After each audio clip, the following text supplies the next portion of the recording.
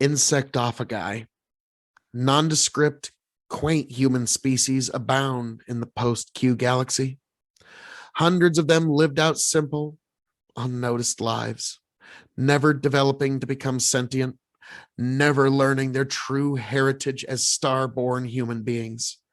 Most of them went extinct, not to be missed or even remembered. Those that lingered on managed to survive in shady, quiet niches, never again making any impact on the celestial scheme of things. One such species was the Insectophagi. They had quietly adapted themselves for a diet of colonial insects and small animals.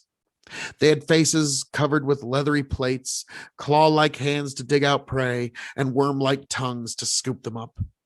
All in all, they weren't special in any particular way, but a combination of galactic invasions, coincidence, and pure luck would later make them the longest enduring of all starmen. The meek would inherit the cosmos, though not just yet. For now, the Insectophagi were concerned only with the location of insect colonies and the onset of mating season.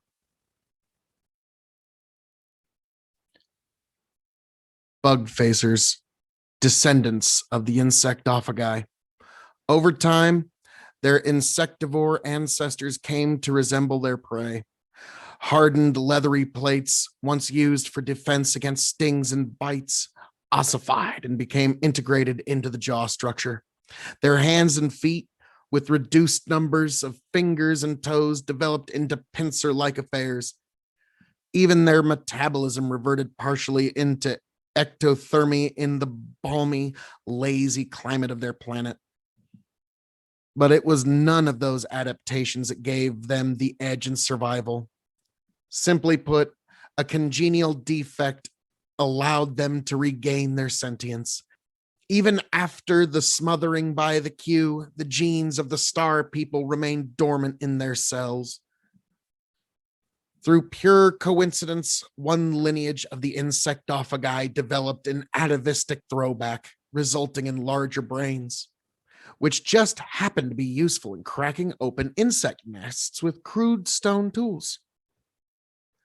It was an easy ride from there on, although millennia long in itself. The development from stone axe to spaceship was an eye blink in geological time. Like many other species, the bug facers passed through consecutive cycles as agrarian, in their case, hive farming empires, colonial endeavors, industrialization, massive world wars, and finally globalized world states. But there was one thing that set their development apart from all other post-human species. They faced another alien invasion.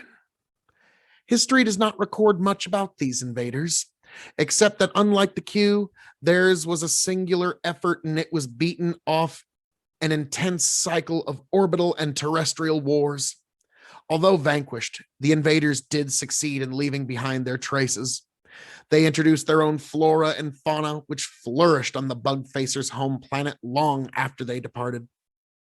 More importantly, they imbibed the poor bug facers with a pathological interspecies xenophobia, to the point that they were even fearful of their own post-human cousins on other stars. Through an ironic twist of fate, their fears would be more than justified.